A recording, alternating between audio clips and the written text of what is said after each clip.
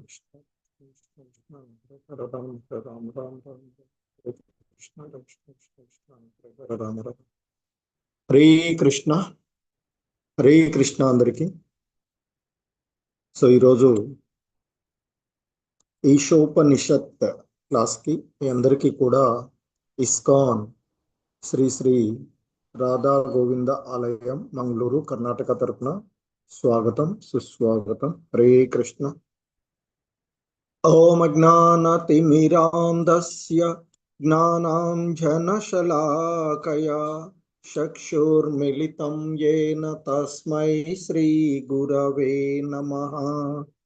శ్రీచైతన్యమనోభీష్టం స్థాపితం యేన భూతలే స్వయం రూపః కదా మహ్యం దదాతి స్వపదాంతికం.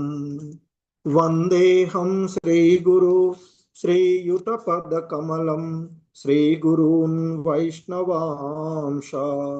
శ్రీరూపం సాగ్రజాతం సహగణ రఘునాథాన్వితం తం సజీవం సాద్వైతం సావధూతం పరిజన సహితం కృష్ణ చైతన్యదేవం శ్రీ రాధా కృష్ణ పాదాన్ సహగణ లలితా శ్రీ విశాఖాన్వితాంశ.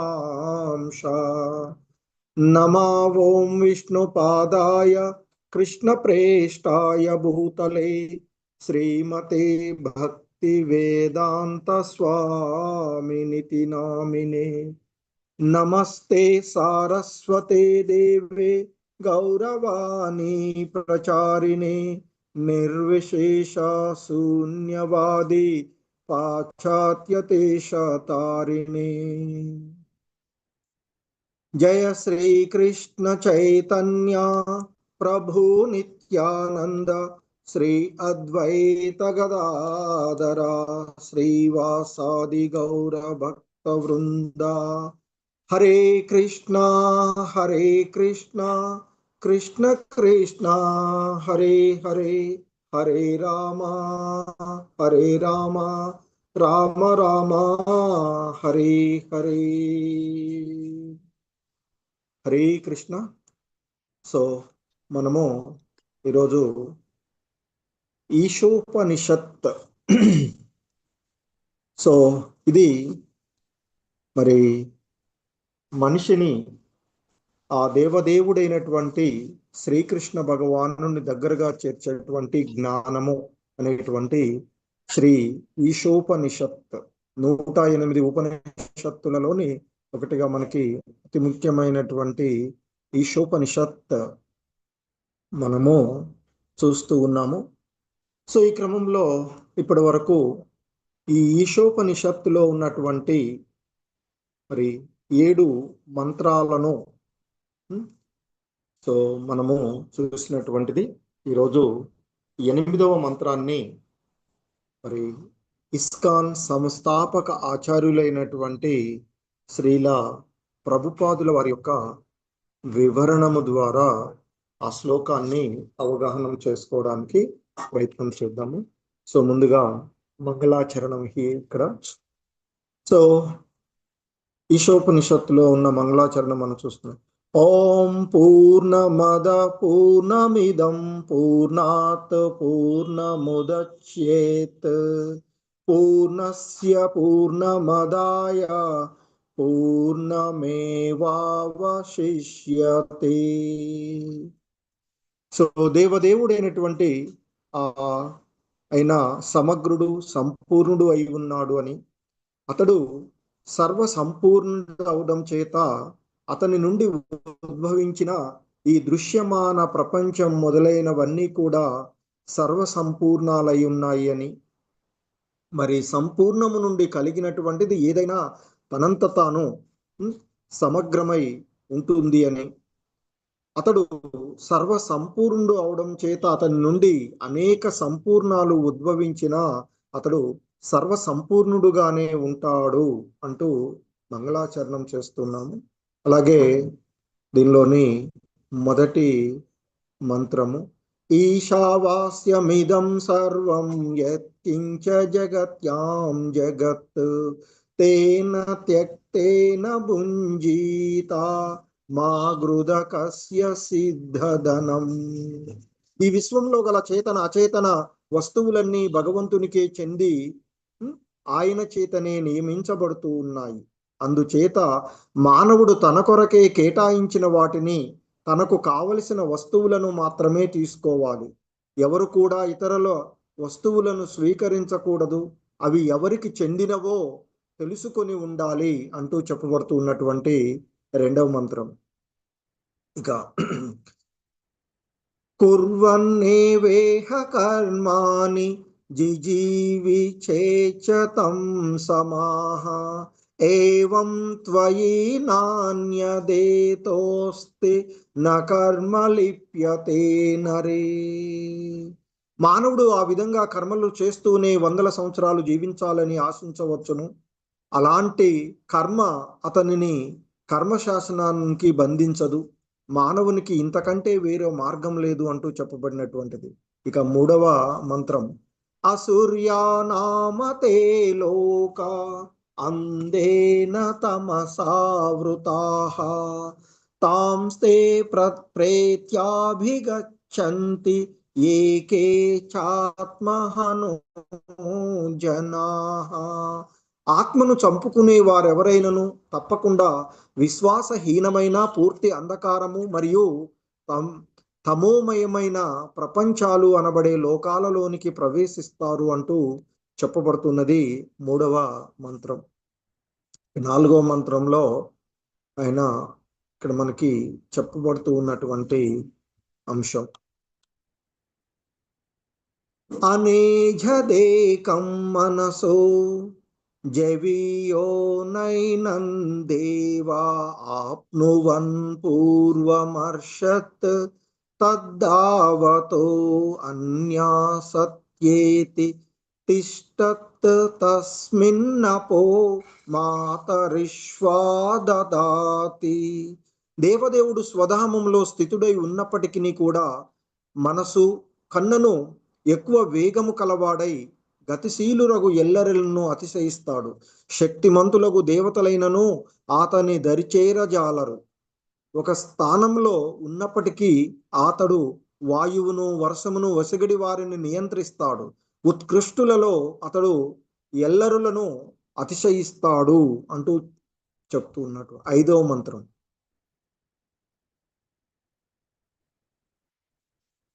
తదేజతి తన్నైజతి తద్దూరే తద్వంతికే తదంతరస్య సర్వస్య తదు సర్వస్యాస్య బాహ్యతః.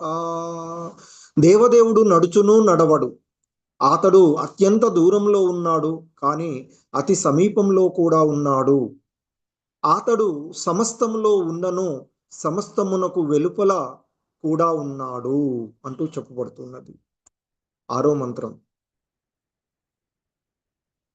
యస్తు సర్వాణి భూతాని ఆత్మన్యేవానుపశ్యతి సర్వభూతేషు చాత్మానం తతో న విజుగుప్సతే. సో సమస్తమును భగవానుని సంబంధంలో చూసేటువంటి వాడు, సకల జీవులను ఆ దేవదేవుని యొక్క అంశాలుగా దర్శించేవాడు, ఆ పరమ పురుషుని సమస్తమునందు వీక్షించేవాడు దేనిని గాని ఎవ్వరిని గాని ద్వేషింపడు అంటూ చెప్పబడుతుంది. ఏడవ మంత్రం. యస్మిన్ సర్వాణి భూతాని ఆత్మైవా భూతు విజానతః తత్ర కో మోహక శోక ఏకత్వమను పశ్యతః. సో సకల జీవులను భగవంతునితో గల అంటే సకల జీవులను భగవంతునితో ఏకత్వ గుణము కలిగిన ఆధ్యాత్మిక స్ఫులింగములుగా సదా వీక్షించేవాడు నిజమైన జ్ఞాత అవుతాడు.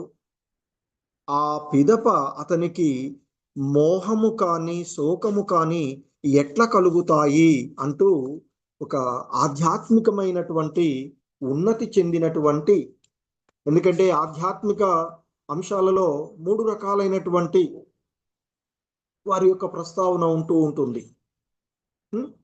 సో అయితే ఇక్కడ ఈ 2 శ్లోకాలలోనూ 6వ మంత్రము 7వ మంత్రంలోనూ సమస్తమును భగవానుని సంబంధంలో చూసేటువంటి మహా భాగవతుని యొక్క వర్ణన మనకి యువజీవులలోనూ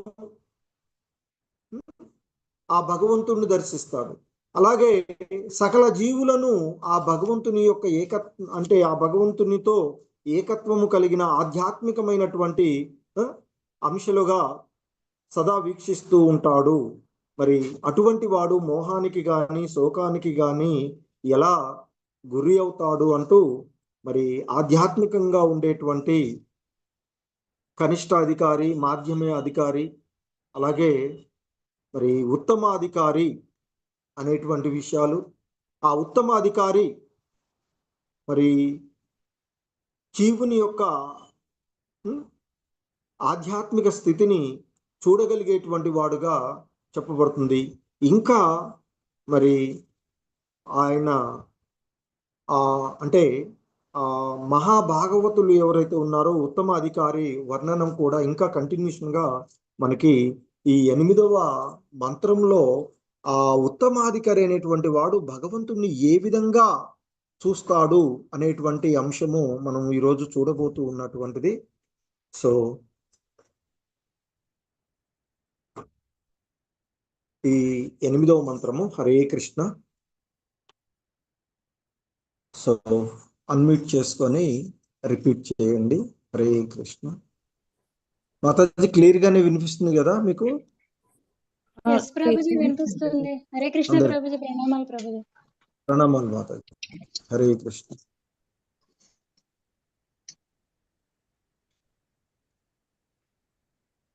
ఓకే.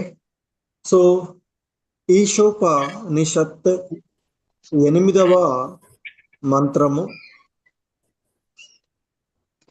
హరే కృష్ణ.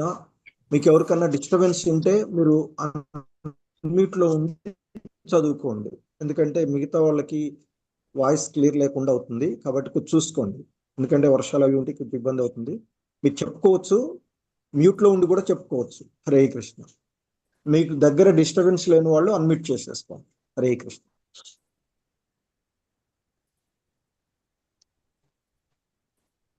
సో ఈశోపనిషత్ 8వ మంత్రము.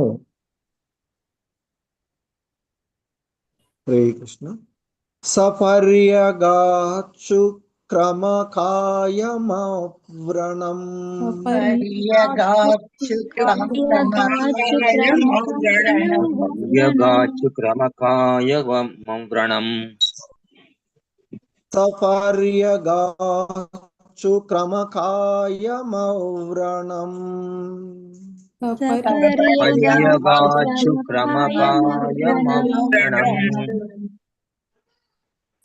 సపర్యగాచు క్రమకాయమవ్రణం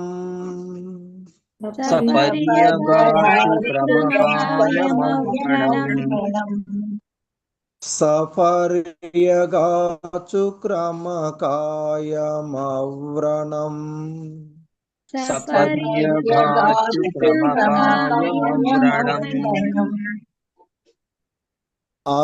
అస్నావిరం శుద్ధమపాపవిద్దం అస్నావిరం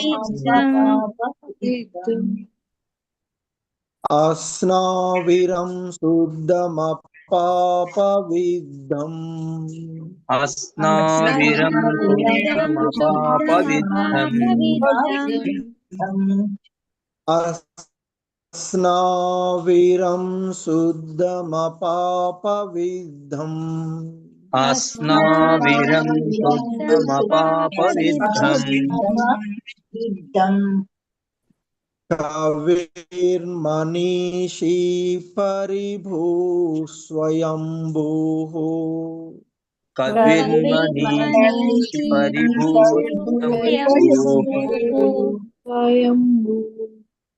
कविर्मनीषी परिभूः स्वयंभूः कविर्मनीषी परिभूः स्वयंभूः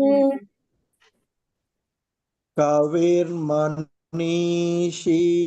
परिभूः स्वयंभूः कविर्मनीषी परिभूः स्वयंभूः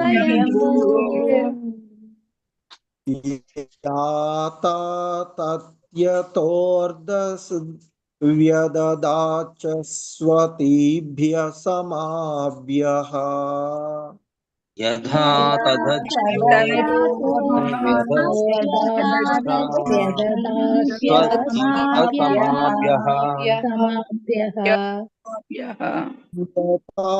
तद्यतोर्दान् व्यददाच स्वसमाभ्यः यथा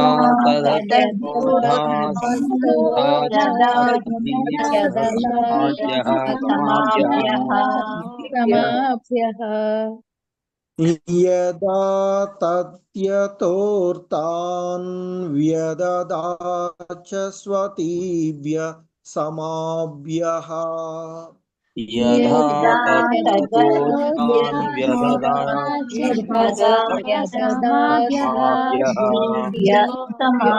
समाभ्यः हरे कृष्ण सपर्यगात्सु क्रमकार्यमौरणम्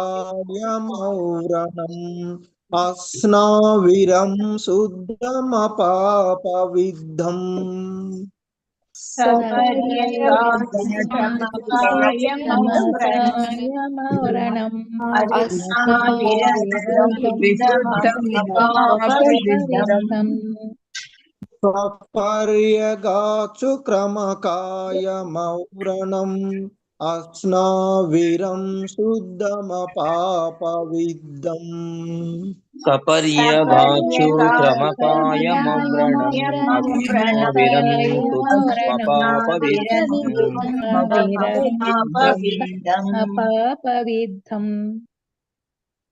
कविर्मनीषी परिभू स्वयंभू यता तद्यतोर्दानुव्यददाचास्वतीभ्य समाभ्यः कविर्मनीषी परिभूः स्वयंभूः यथा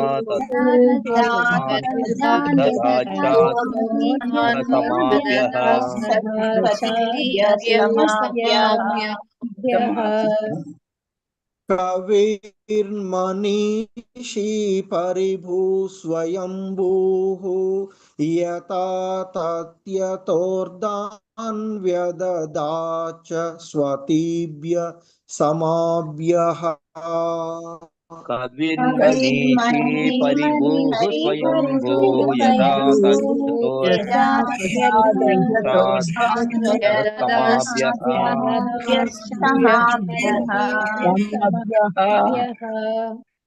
हरे कृष्ण మొత్తం శ్లోకం చెప్పినాక చెప్పండి హరే కృష్ణ सपर्यगात्सु क्रमकार्यमौरणम्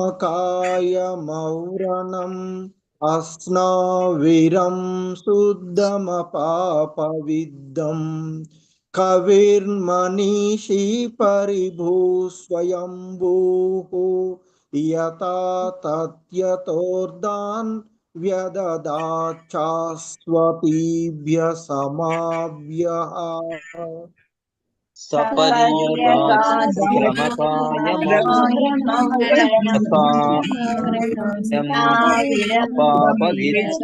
कविर्मनीषी परिभूः स्वयंभूः यदा समाभ्यः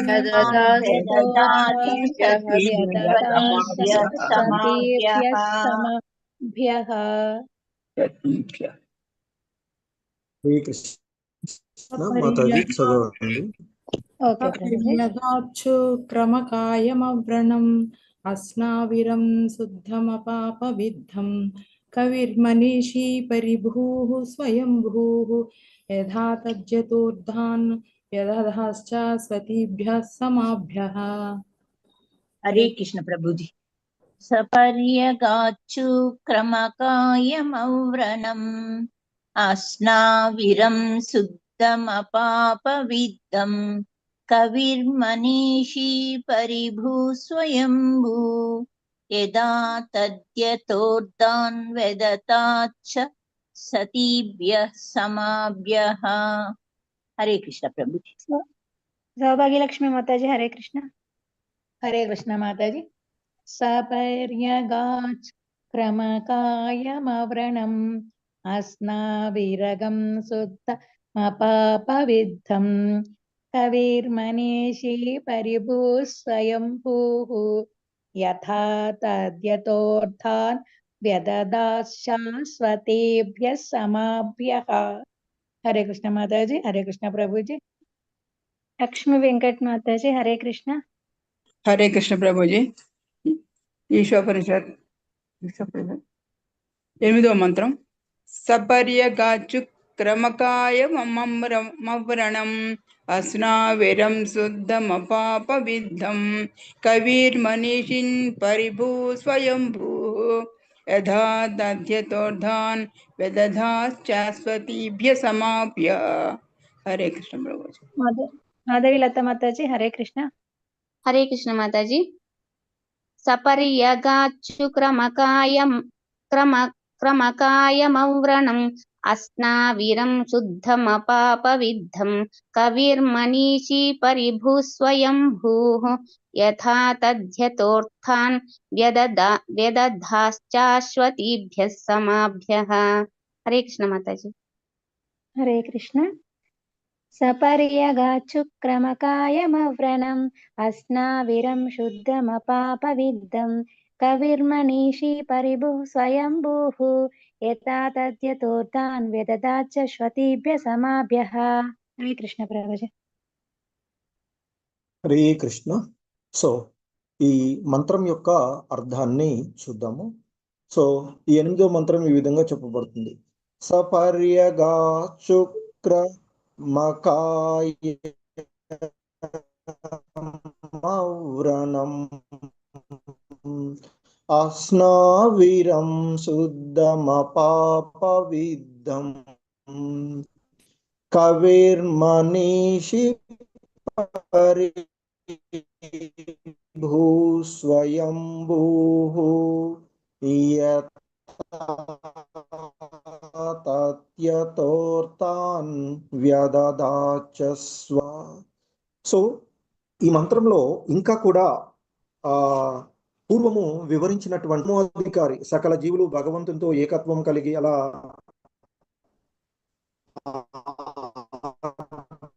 ఆధ్యాత్మిక స్ఫులింగాన్ని వీక్షించేవాడు అయినటువంటి మరి ఆ మహాభాగవతుడు ఎవరైతే ఉన్నారో అతన్ని గురించి ఇంకా కొనసాగిస్తూ మనకి చెప్పబడుతూ ఉన్నటువంటి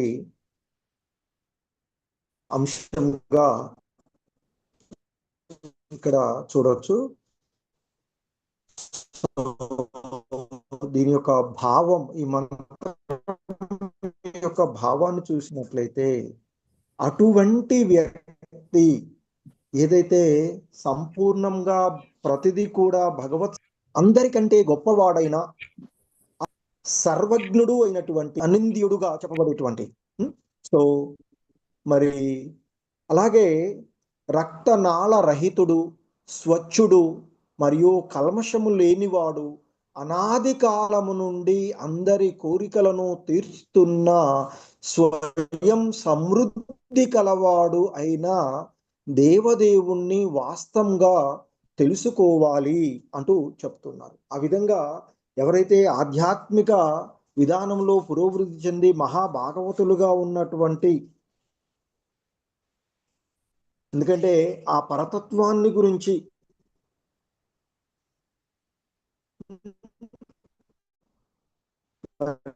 ఆ భగవంతుని యొక్క అచింత్యమైనటువంటి శక్తులను గురించి తెలుసుకున్నటువంటి ప్రభుజీ మీ వాయిస్ బ్రేక్ అవుతుంది.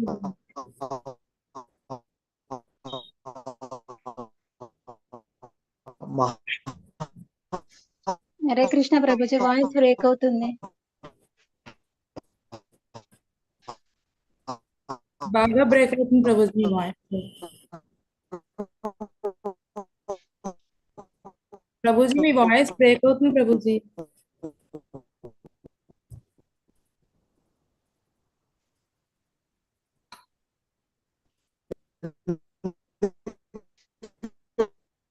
హరే కృష్ణ.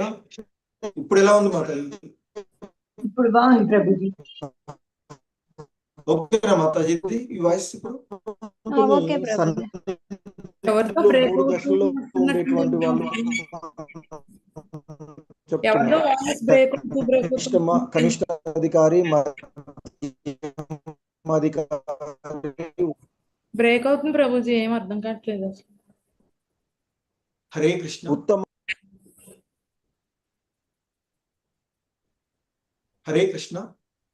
ఇప్పుడు వినిపిస్తుంది ప్రభుజీ. ప్రభుజీ హరే కృష్ణ, ఇప్పుడు వినిపిస్తుంది. మీరు మాట్లాడేటప్పుడు బాగానే ఉంది ప్రభుజీ. శ్లోకాన్ని పెట్టినప్పుడు ఒకసారి ఓకే ఓకే చూద్దాం. హరే కృష్ణ. ఇప్పుడు పర్లేదా మాతాజీ వాయిస్? ఓకే. హరే కృష్ణ. ఇప్పుడు ఓకే ప్రభుజీ. ఓకే. సో మనకి ఈ 8వ మంత్రంలో చెప్తూ ఉన్నటువంటి విషయం, సహా అంటే అట్టి వ్యక్తి. ఇంతకు ముందు మంత్రాలలో ఎవరైతే వివరించబడినటువంటి వాని గురించి చెప్తున్నారు. పర్యఘాత్ అంటే యథార్థంగా తెలుసుకోవాలి అని చెప్తున్నారు. మరి ఏంటి యథార్థంగా తెలుసుకోవాల్సింది అంటే ఆ భగవంతుని యొక్క ఆ తత్వాన్ని. సో ఇక్కడ శుక్రం అంటే సర్వశక్తిమంతుడు అని అర్థం వస్తుంది. పర్యగాచు శుక్రం అకాయ మవ్రణం అంటే ఇక్కడ శుక్రం అంటే సర్వశక్తివంతుడు, అకాయం అంటే దేహరహితుడు, అవ్రణం అంటే నిందలకు అతీతుడు, అస్నా వీరం అంటే రక్తనాళ రహితుడు. ఎందుకంటే సాధారణమైనటువంటి భౌతిక జీవ వ్యవస్థలో ఈ రక్త వ్యవస్థలు ఉంటాయి కదా. సో అలా ఉండేటువంటి భౌతికమైనటువంటిది కాకుండా రక్తనాళ రహితుడు.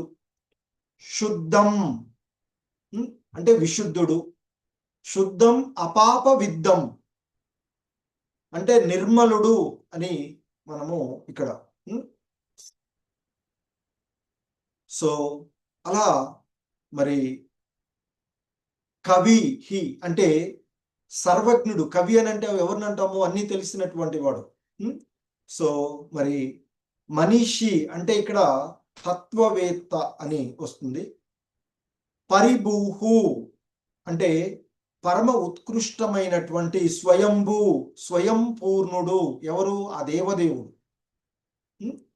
సో ఆ విధంగా యథాతథ్యతః అంటే యథావిధంగా. అర్థాన్ అంటే కోరికలను, వ్యదధాత అంటే తీర్చేటువంటి వాడు. ఎవరు? శాశ్వత భీభ్యః సో అంటే అనంతమైనటువంటి వాడు, శాశ్వతంగా మొత్తానికి ఉండేటువంటి. సో సమాభ్యః అంటే కాలం.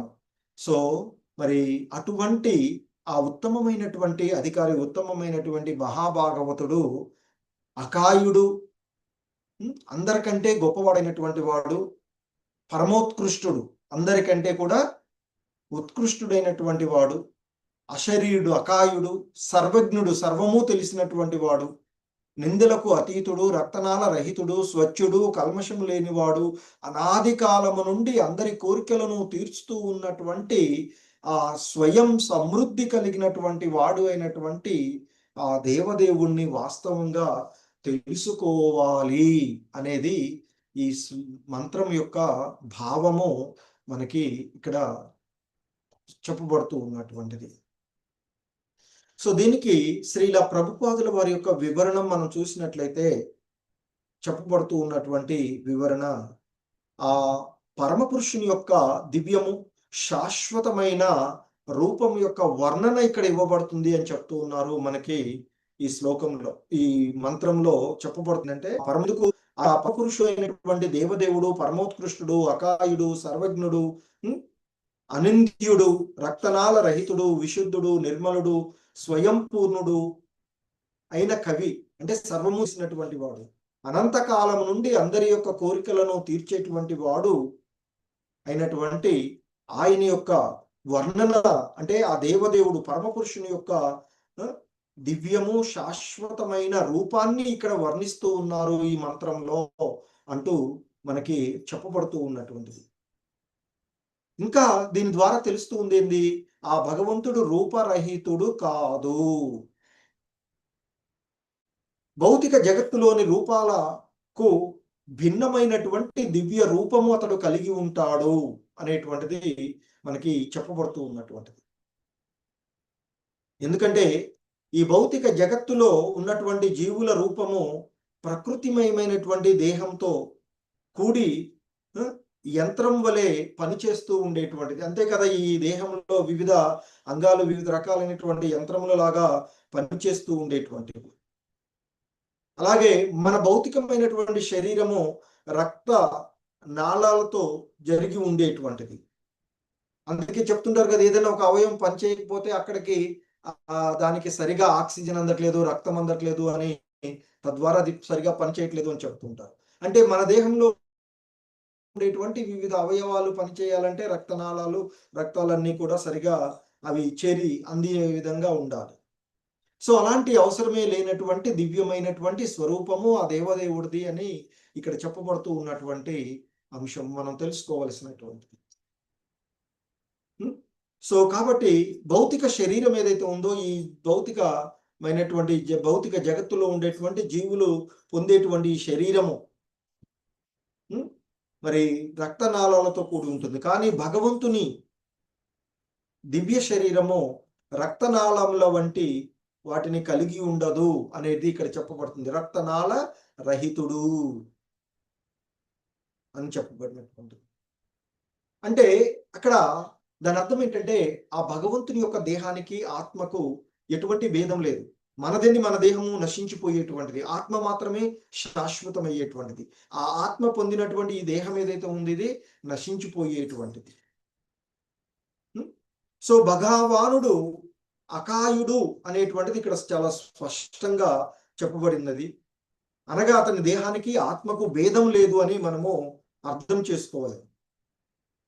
అలాగే మనవలే ప్రకృతి నియమానుసారము అతడు బలవంతంగా దేహాన్ని పొందవలసినటువంటి అవసరం లేదు. ఎందుకంటే మనకి ఈ దేహం ఎలా వస్తుంది, మనం చేసుకున్నటువంటి కర్మబంధనాలను అనుసరించి ఆ పూర్వ జన్మలలో, అంతకుముందు జన్మలలో చేసుకున్నటువంటి కర్మానుసారంగా ఈ సృష్టిలో ఉండేటువంటి 84 లక్షల రకాలైనటువంటి జీవజాతులలో ఉండేటువంటి ఏదో ఒక దేహాన్ని మనం పొందుతూ ఉన్నాం.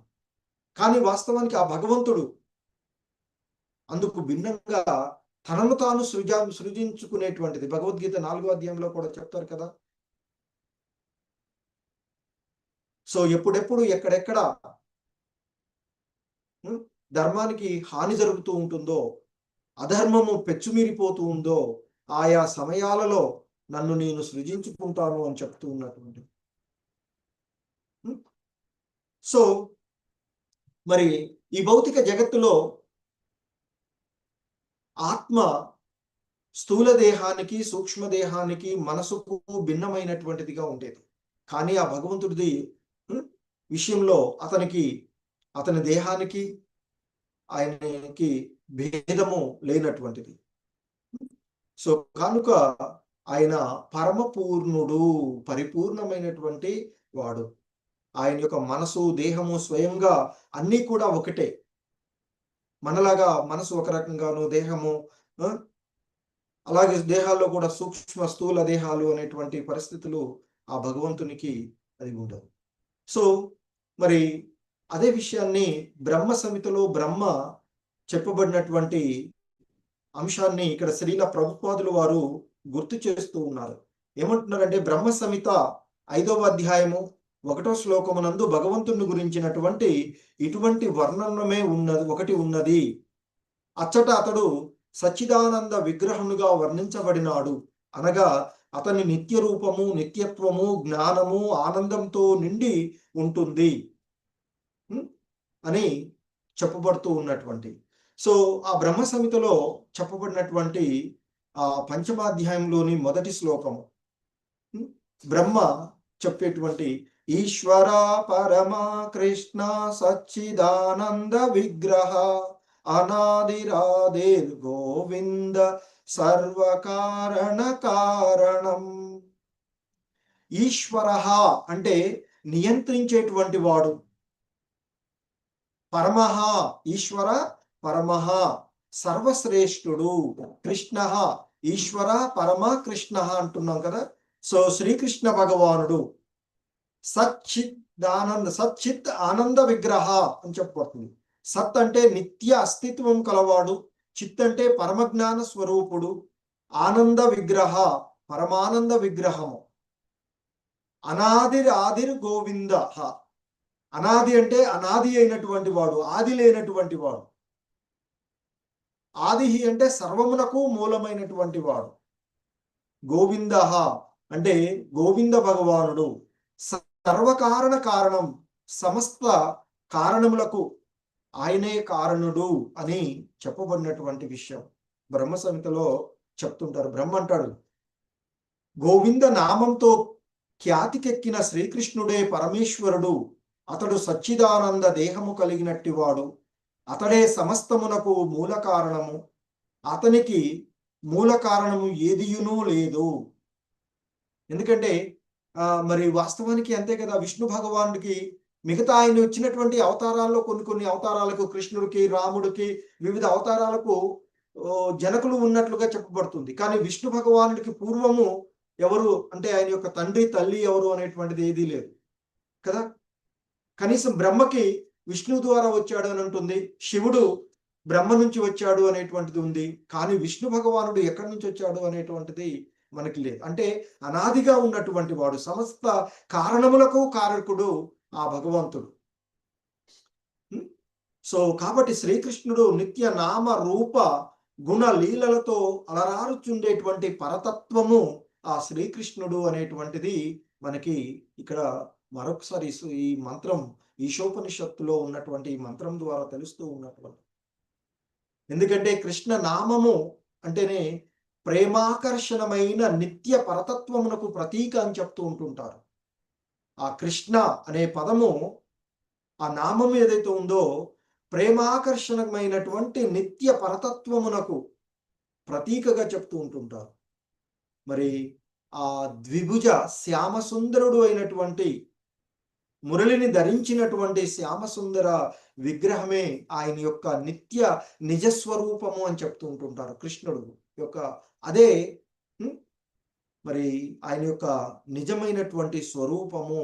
కనుక ఆయన సచ్చిదానంద విగ్రహుడు, నిరాకారుడు కాదు. సో కనుకనే మరి ఆయన ద్విభుజాలను అంటే ఆ పరతత్వము, భగవానుడు చెప్పబడేటువంటి అంతిమం ఆ పరతత్వం యొక్క అనుభూతి బ్రహ్మజ్యోతి గాను, పరమాత్మ గాను, భగవానుడు గాను. ఆ భగవానుడే శ్రీకృష్ణ భగవానుడు. ద్విభుజాలను కలిగి మురళిని ధరించి శ్యామసుందర విగ్రహమే ఆ పరతత్వం యొక్క నిజస్వరూపము అని చెప్పబడుతుంది.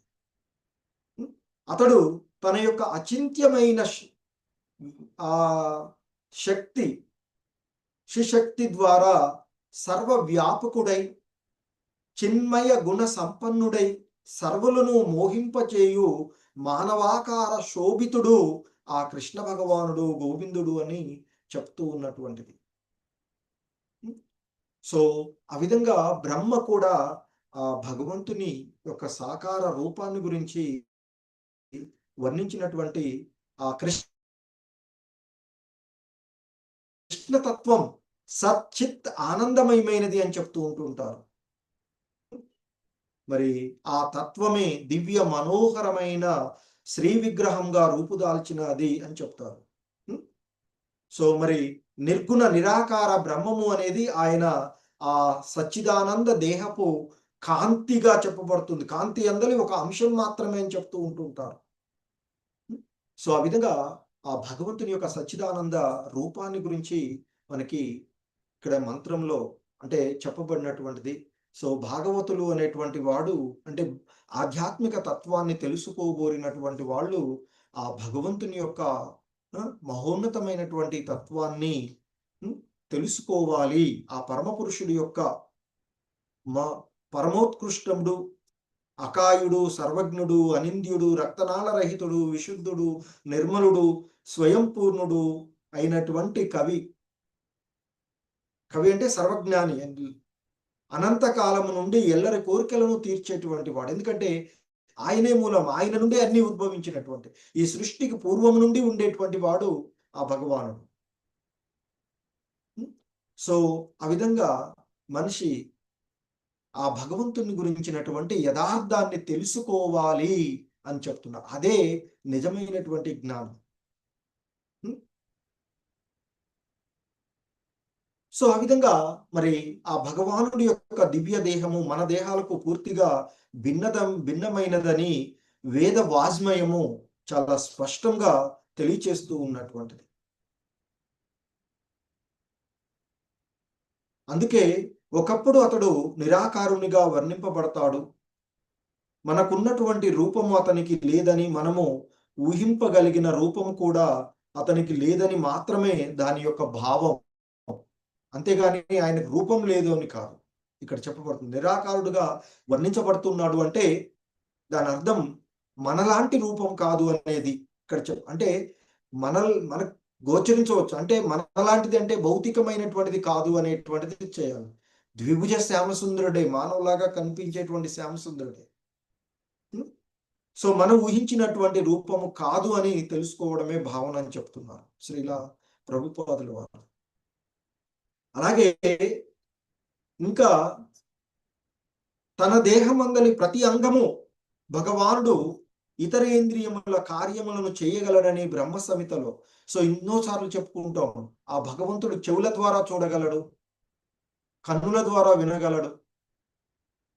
సో కాబట్టి ఆయన యొక్క మనలాగా మన ఇంద్రియాలకు ఎలాగైతే పరిమితులు ఉంటాయి, చేతి ద్వారా పని మాత్రమే చేయగలం, కన్నుల ద్వారా దృష్టిని ఒక వస్తువుని మాత్రమే చూడగలం, చెవుల ద్వారా ఒక విషయాన్ని మాత్రమే వినగలం, ముక్కు ద్వారా వాసనలను మాత్రమే చూడగలం. కానీ భగవంతుడు యొక్క అవి ఆయన ఇంద్రియాలు సర్వ కార్యాలను చేయగలిగేటువంటివి. సో అదే విషయాన్ని మనకి బ్రహ్మ సంహితలో 5వ అధ్యాయంలోని 32వ శ్లోకంలో చెప్పబడుతూ ఉన్నటువంటి విషయాన్ని కూడా శ్రీలా ప్రభుపాదుల వారు మనకి గుర్తు చేస్తారు.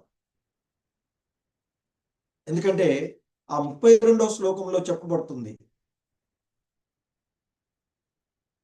ఏంటంటే అంగాని యస్య సకలేంద్రియ వృత్తిమంతి పశ్యంతి పాంతి కలయంతి చిరం జగంతి ఆనంద చిన్మయ సదుజ్వల విగ్రహస్య గోవిందమాది పురుషం తమహం భజామి అని ఆ బ్రహ్మ సంహితలోని 32వ శ్లోకంలో చెప్పబడింది.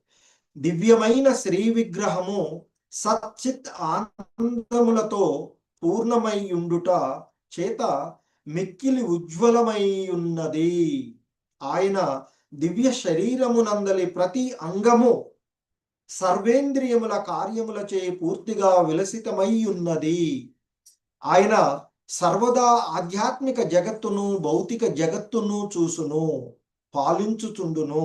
అట్టి ఆది పురుషుడైన గోవిందుని నేను భజించుచున్నాను అంటూ బ్రహ్మ చెప్పినటువంటి ప్రార్థనది.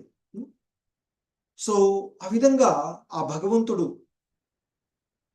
అన్ని ఆయన చెప్తూ ఉంటారు ఇక్కడ. ఎందుకంటే ఆ విధంగా వర్ణించబడ్డ తన భగవంతుడు తన యొక్క హస్తాలతో నడవగలడు, తన పాదములతో దేనినైనా స్వీకరించగలడు, కరచరణాదులతో చూడగలదు, నేత్రములతో భుజించగలడు. అందుకే మనం నైవేద్యం పెట్టినప్పుడు ఆయనకు దృష్టి సారిస్తూ ఉంటారు. సో ఆ భగవంతుడు నేత్రాలతో భుజించగలడు. భగవంతునికి మనకున్నటువంటి కరచరణములు లేనప్పటికీ తనకున్నటువంటి భిన్నమగు కరచరణాదులతో అతడు మనము సమర్పించినది స్వీకరించడము, అన్యుల కన్నను వేగంగా పరుగు తీయడము జరుగుతాయి అనేది శృతి మంత్రాలలో కూడా చెప్పబడినటువంటి వేద వాస్మయంలో చెప్పబడినటువంటి విషయాన్ని చెప్తున్నారు.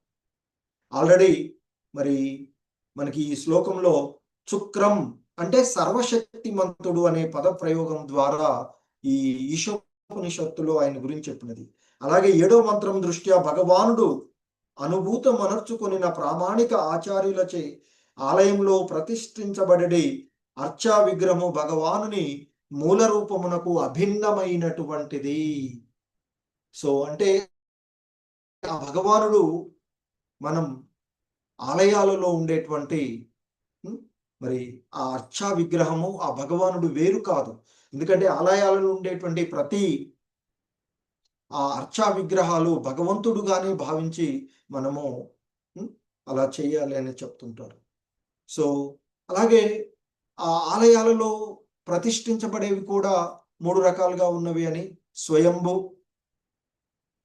కొన్ని ఆలయాలలో స్వయంగా భగవంతుడే అక్కడ ఆ అర్చా విగ్రహ రూపంలో ఉంటారు. భగవానుడు అంటే ఎక్కడైనా ప్రతిష్ఠించిందంటే ప్రతిదీ కూడా భగవంతుడే అనే భావనలో ఉండాలి అని చెప్తున్నారు. శ్రీకృష్ణ రూపమే అతని మూల రూపము. బలదేవుడైనా, శ్రీరాముడైనా, నరసింహుడైనా, వరహుడైనా మున్నగు అసంఖ్యాక రూపాలలోనికి స్వయంగా అతడు విస్తరిస్తాడు అని చెప్తున్నారు.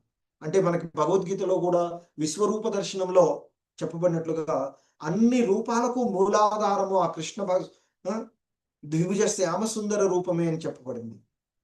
అలాగే ఆలయాలలో అర్చించబడేటువంటి అర్చా విగ్రహం కూడా ఆయన యొక్క విస్తృత రూపమే అని చెప్తారు. అర్చా విగ్రహాలను ఆరాధించడం ద్వారా మనుషుడు శీఘ్రమే భగవంతుని చెంతకు చేరగలడు. భగవానుడు తన సర్వశక్తి తత్వము ద్వారా భక్తుని సేవను స్వీకరిస్తాడు. ఆచార్యుల అభ్యర్థనపై అవతరించడి అర్చా విగ్రహము అతని సర్వశక్తి మత్వ కారణము అని చెప్తున్నారు.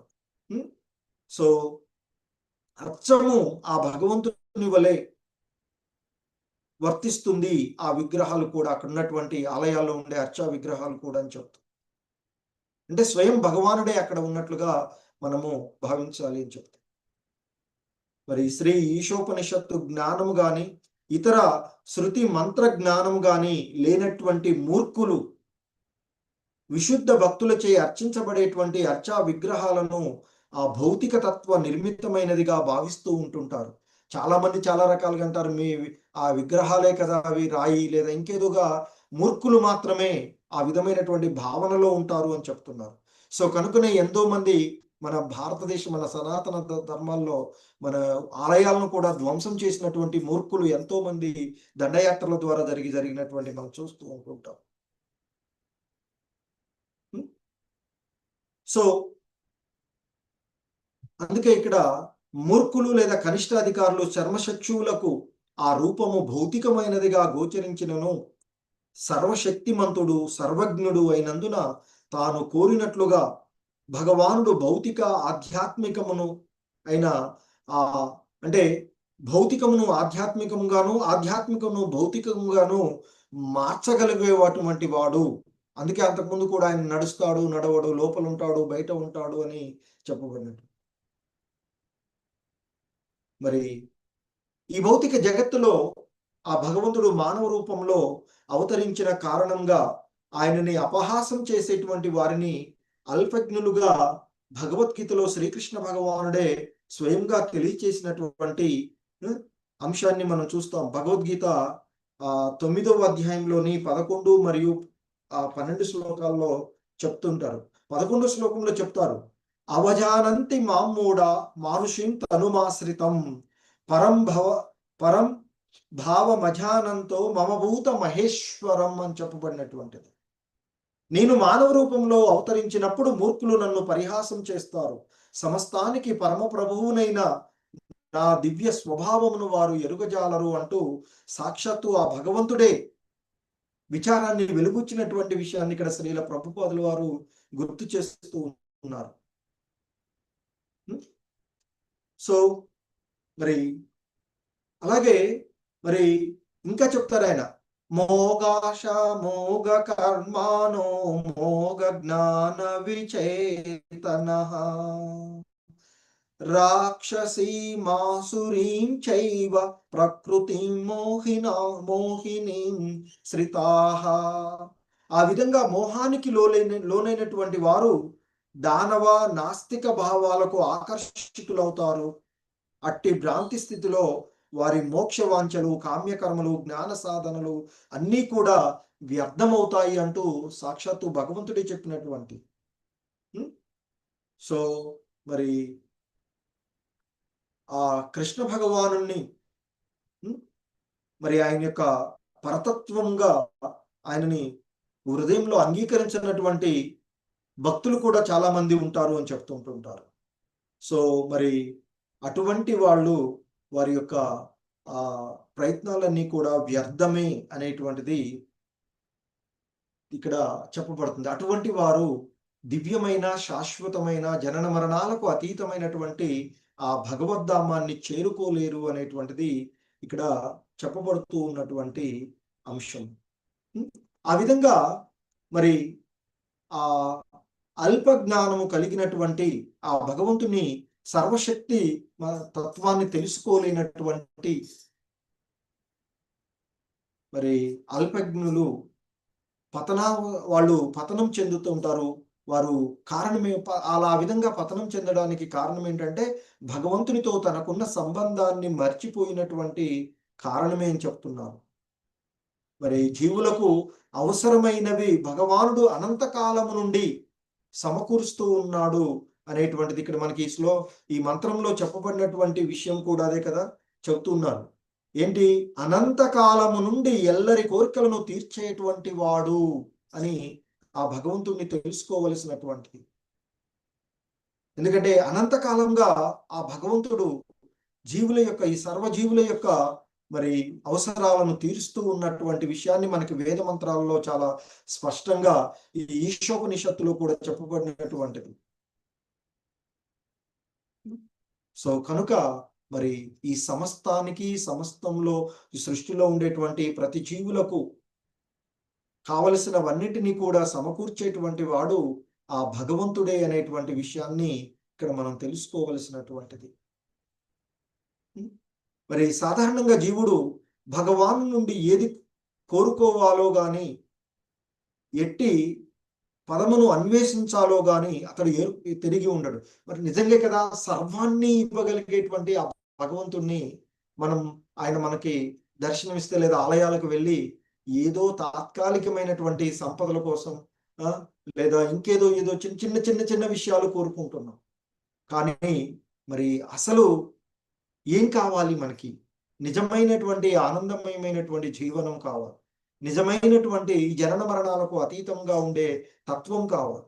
మరి అది ఆ భగవంతుని యొక్క భక్తియుత సేవలో నిమగ్నమైనప్పుడు దానికి మనం కోరుకోవాల్సింది ఈ భౌతిక జగత్తులో ఒక మంచి బంగ్లా కావాలి, మంచి ఇల్లు కావాలి, లేకపోతే ఈ సంపద కావాలని కోరుకోవడం కాదు, లేకపోతే వీళ్ళతో ఈ నా సంబంధాలు ఇలా మెరుగుపడాలి అని కాదు. ఇది కాదు కావాల్సింది. భగవంతునితో మనకున్న సంబంధాన్ని తిరిగి పునరుద్ధరించుకొని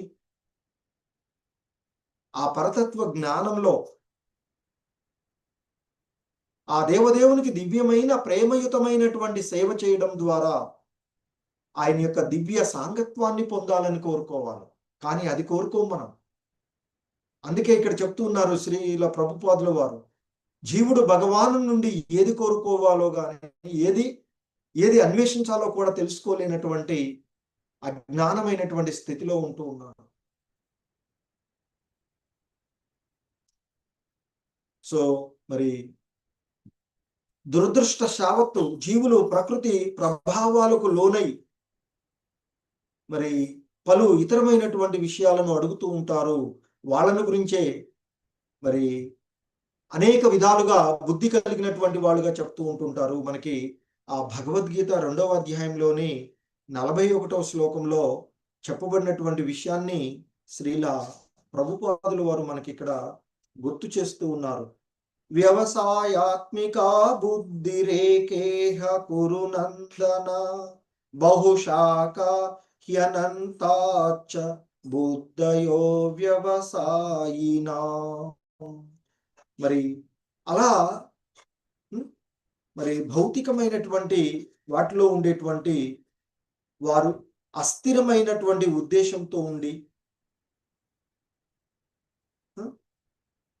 వారు మరి అస్థిరులై బుద్ధి బహుశాఖలుగా ఉంటుంది. కానీ భగవంతుని యొక్క సేవలో నిమగ్నమై ఉన్నటువంటి వారు, ఎందుకంటే భగవద్గీతలోనే మనకి చెప్పబడుతుంది, దానికి పూర్వం శ్లోకంలో చెప్తారు, ఈ ప్రయత్నంలో నష్టం కానీ తక్కువ కావడం కానీ లేదు, ఈ మార్గంలో స్వల్ప పురోగతికి అయినా మనిషిని మహత్తరమైనటువంటి భయం నుండి అది కాపాడుతుంది అని చెప్తారు. సో ఒక్కొక్కసారి మనం చేసేటువంటి ఏ స్వల్పమైనటువంటి ఆధ్యాత్మికమైనటువంటి విషయమైనా అది మనల్ని భయంకరమైనటువంటి పాపాల నుండి కాపాడుతూ ఉన్నటువంటిది.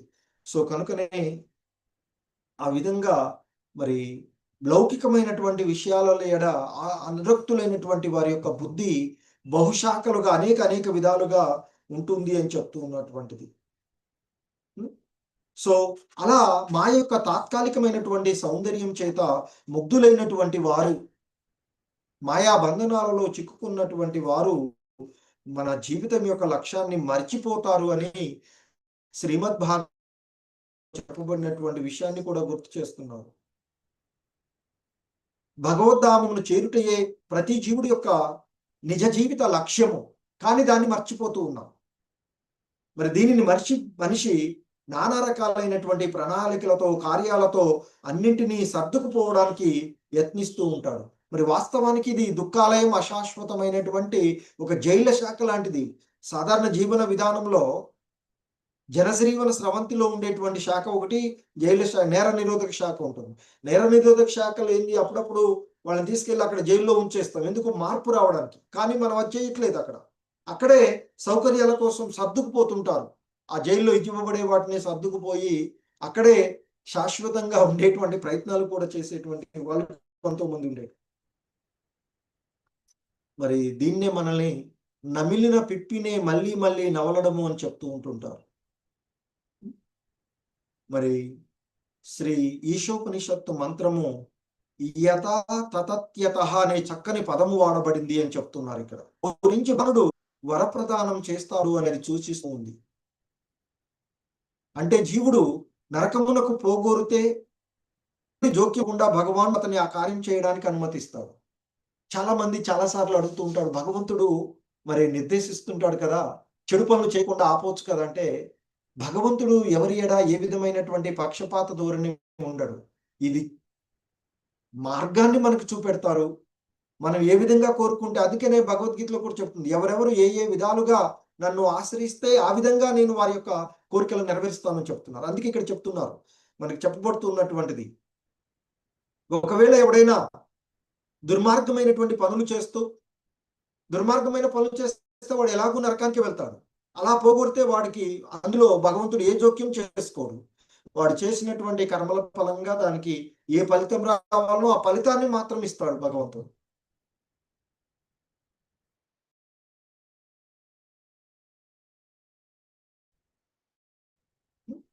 వర్ణించబడినటువంటి మరొక పదాన్ని కూడా మనకి ఇక్కడ గుర్తు చేస్తూ ఉన్నటువంటిది. మరి ఆ పరమోత్కృష్టుడు, సో కనుక అంటే ఆయనకు అయినటువంటి గాని ఎరువు అని అర్థం. పరమోత్కృష్టుడు, ఉత్కృష్టుడు అంటే పరమోత్కృష్టుడు, గొప్ప వాళ్ళ అందరికంటే గొప్పవాడుగా ఆయన చెప్పబడుతూ ఉన్నట్టు.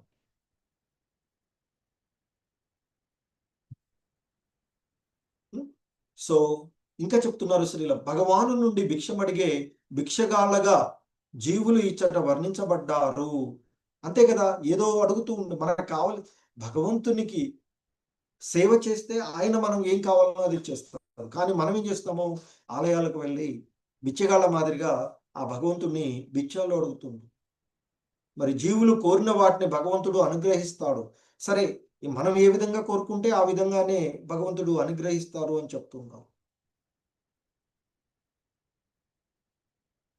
జీవులు శక్తి విషయంలో భగవానుతో సమానులే అయితే, సర్వశక్తి సమన్వితులు సర్వజ్ఞులే అయితే భగవాన్ని చెంత భిక్షమడిగేటువంటి ప్రశ్నే.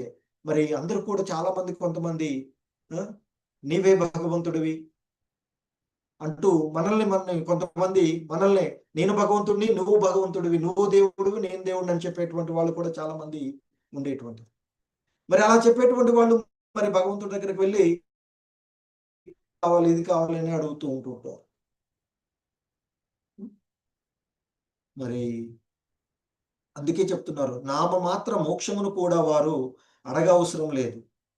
భగవద్ధాన్ని చేరడమే నిజమైనటువంటి మోక్షం. నిరాకారవాది తలిచేటువంటి ముక్తి కేవలము భ్రమ మాత్రమే అని చెప్తున్నారు. అది భౌతికమైంది, బ్రహ్మజ్యోతిలో లీనమే. అది ఆ భగవంతుని యొక్క దేహ కాంతి మాత్రం. సో మరి భిక్షుకుడు అయిన జీవుడు వివేకవంతుడై తన యొక్క సహజ స్థితిని అనుభూతమునర్చుకొననిదే ఇంద్రియ భోగ భిక్ష కొనసాగవలసియే ఉంటుంది.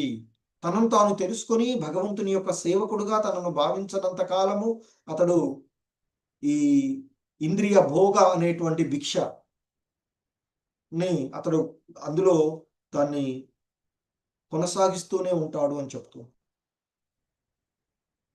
కేవలము భగవానుడు ఒక్కడే స్వయం పూర్ణుడు. దానికి ఈయన చెప్తున్నారు, 5000 సంవత్సరాల కిందట శ్రీకృష్ణ భగవానుడు ధరణిపై అవతరించినప్పుడు వివిధ కర్మల ద్వారా తాను దేవదేవుడినని చూపాడు. ఎందుకంటే మరి ఆయన చూపినటువంటి ఘనమైనటువంటి కార్యాలు ఎన్నో మనం చూస్తాం. మరి శ్రీకృష్ణ భగవానుడు ధరణిపై అవతరించినప్పుడు చిన్న పిల్లడు, రోజుల బాలుడుగా ఉన్నప్పుడే ఆయన అగాసురుడు, బకాసురుడు, శటకాసురుడు వంటి, పూతన వంటి పలు రాక్షసులను వధించినటువంటి వాడు. ఏదో బాహ్య ప్రయత్నంతో అతడు అట్టి శక్తిని పొందాడన్నటువంటి ప్రశ్నే లేదు కదా, చిన్న పిల్లవాడుగా ఉన్నప్పటి నుంచి. మరి మనం ఏదైనా ఎత్తాలంటే అనేకమైనటువంటి అభ్యాసాలు చేస్తూ ఉంటుంటాం. మరి ఆయన ఏం అభ్యాసం చేశాడు బరువులు ఎత్తడానికి? ఇక్కడ ఆ బృందావనంలో ఇంద్రుడు కంటిన్యూస్ గా వర్షం కురిపిస్తూ ఉంటే మరి ఆయన గోవర్ధన పర్వతాన్ని ఎత్తి తన చేత్తో ఎత్తి చిటికన వెళ్ళిపోయి నిలబెట్టినటువంటి వాడు.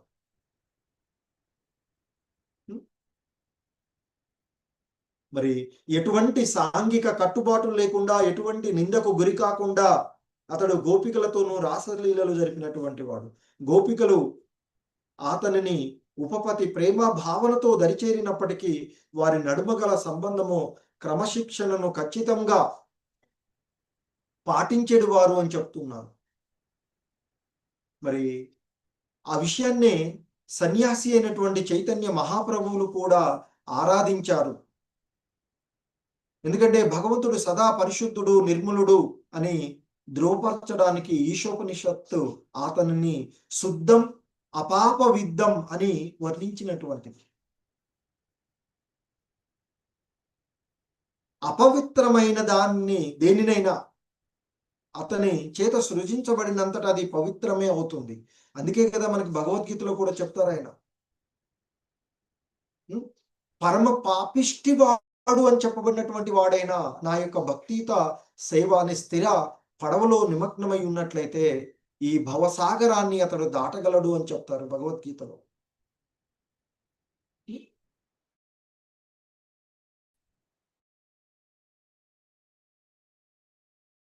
సో ఆ విధంగా ఆ భగవంతుడు, ఎందుకంటే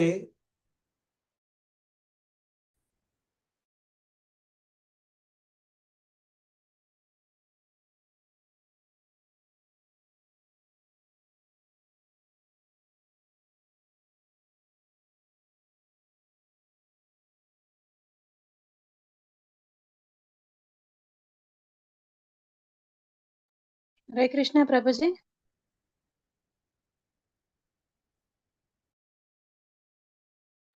పక్క అయినట్టు నెట్ సరిగ్గా లేదు. Okay okay.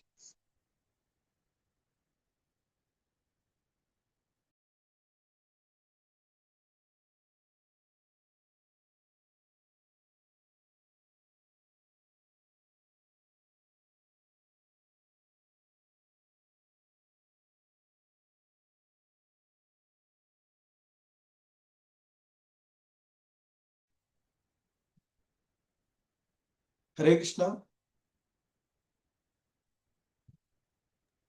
హరే హరే కృష్ణ. కృష్ణ ప్రభుజీ. ఎక్కడి వరకు వినిపించింది మాతాజీ? జస్ట్ ఇప్పుడే ప్రభుజీ, ఎక్కువసేపు పోలేదు. Okay okay Mataji. హరే కృష్ణ.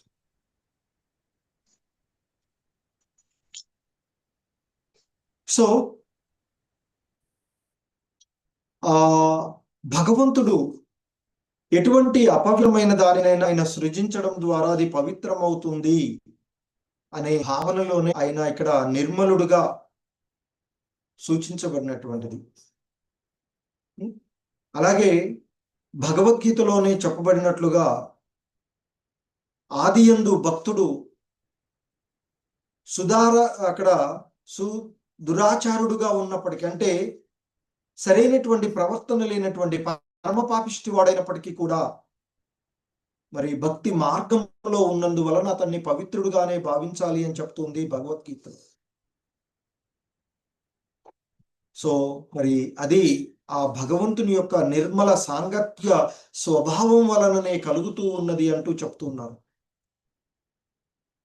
పాపము భగవానుని అంటజాలకున్నందున కూడా అతడు అపాప విద్ధం అయి ఉన్నాడు. ఇక్కడ ఆయన్ని ఆ విధంగా వర్ణించబడినటువంటిది గుర్తు చేస్తూ ఉన్నారు ఇక్కడ మనకి. అలాగే ఆయన పాప మార్గమును వర్తించినట్లు గోచరించినను అట్టి కార్యములు పూర్తిగా మంచివే అయి ఉంటాయి. ఎందుకంటే చాలా మంది కురుక్షేత్ర యుద్ధంలో శ్రీకృష్ణుడు మోసం చేశాడు లేదా ఇంకా ఏదో చేశాడు అని చెప్తారు. బట్ అది భౌతిక దృష్టిలో ఆ విధంగా ఉంటుంది. కానీ వాస్తవానికి ఆ భగవంతుడు చేసినటువంటిది ప్రతిదీ కూడా పవిత్రమైనటువంటి కార్యంగానే చెప్పబడుతూ ఉండేటువంటిది. ఎందుకంటే పాపం చేత అంటేటువంటి ప్రసక్తే ఉండదు. భగవంతుడు చేసేటువంటి కార్యాలు అన్ని కూడా దివ్యమైనటువంటివి. ఎందుకంటే అన్ని పరిస్థితులలో కూడా అతడు శుద్ధుడే కనుక ఆయన నుండి వచ్చేటువంటిది ప్రతిదీ కూడా శుద్ధమైనటువంటి కార్యంగానే ఉంటుంది, పరిపూర్ణమైనటువంటి కారణంగానే ఉంటుంది. సో ఎందుకంటే మనం చూస్తూ ఉంటుంటాం ఈ భౌతిక జగత్తులో సూర్యుడు ధరణిపై ఉండేటువంటి పలు మురికి ప్రదేశాల నుండి తేమను తాను గ్రహించినప్పటికీ కూడా అతడు ఎప్పటికీ కూడా పవిత్రంగానే ఉంటాడు. సో మరి తన క్రిమి నాశన శక్తి ప్రభావం చేత ఆ గర్హిత పదార్థాలన్నిటిని కూడా క్రిములను నిర్మూలించేటువంటి వాడుగా ఉంటుంటాడు. మరి భౌతిక పదార్థమైనటువంటి సూర్యుడే అంతటి శక్తి సంపన్నుడైనప్పుడు మరి సర్వశక్తిమంతుడైనటువంటి భగవంతుడు పవిత్రీకరణ శక్తిని గురించి మనం ఊహించడం అనేటువంటి ఎంత కష్టతరంతో ఉంటుందో ఒకసారి ఆలోచించవచ్చు. సో ఆ విధంగా ఆ భగవంతుని యొక్క పరమ శ్రేష్టత్వాన్ని గురించి మనకి శ్రీల ప్రభుపాదుల వారు భాష్యంలో వివరించినటువంటిది చూడవచ్చు. హరే కృష్ణ. జగద్గురు శ్రీల ప్రభుపాదుకి జై.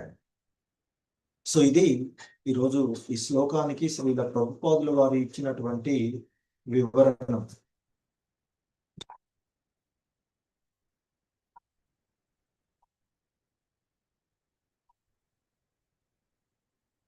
సూర్యకుమారి మాతాజీ, ప్రభుజీ మీరు హోస్ట్ అయ్యారు. నాకు హోస్ట్ లైవ్ బంద్ చేయాలి కదా. నా పేరు నేమ్ దగ్గర క్లిక్ చేయండి,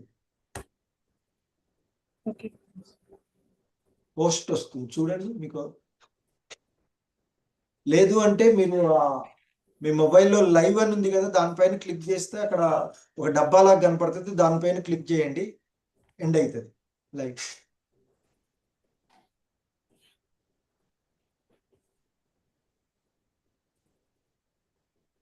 హరే కృష్ణ మాతాజీ.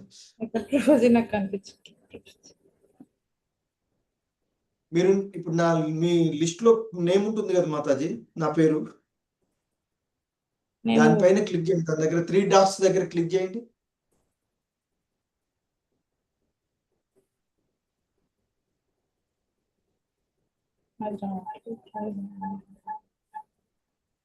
ఓకే, పని చేయండి మాతాజీ. హరే కృష్ణ. స్వప్న మాతాజీ మీకు ఎండ్ చేయడం మీకు వస్తుందో చూడండి ఏమన్నా చూస్తా ప్రభుజీ ఎండ్ చేయమంటారా? ఎండ్ చేసి live Prabhuji live live of చేయండి ఫస్ట్. నాకు లేదు Prabhuji right. End నొక్కేనా okay Prabhuji? ఒక్క నిమిషం మాతాజీ నేను చెప్పేస్తాను, ఎండ్ చేస్తాను, ఎండ్ నొక్కేద్దరు కానీ. హరే కృష్ణ. ఎండ్ వాంఛాకల్ప నొక్కేసి అదే ఒక్క నిమిషం మాత. వాంఛాకల్పతరుభ్య చ కృపా సింధుభ్య ఏవ చ పతితానాం పావనేభ్యో వైష్ణవేభ్యో నమో నమః. సూర్యకుమారి మాతాజీ